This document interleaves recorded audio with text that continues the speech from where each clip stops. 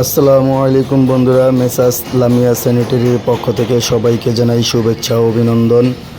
আমরা আসলাম জেসিএক্স একটা প্রজেক্টে।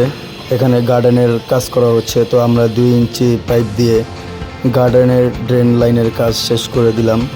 তো এই গার্ডেনের কাজ শেষ হওয়ার পরে এখানে এখন প্লাস্টারের কাজ চলতেছে। প্লাস্টার করা শেষ হয়ে গেলে নেট ফিনিশিং দেওয়া, তারপর তারা এখানে দেখেন এই যে আমাদের কাজ শেষ। নেট ফিনিশিং দেওয়ার পরে তারা এখানে গাছ লাগাবে। তো এখানের যে গাছগুলো এগুলো আছে আনা, সবই আছে। এই যে এখানের গাছ, এই গাছগুলো সব লাগানো হবে, এগুলো উঠায় রাখছে।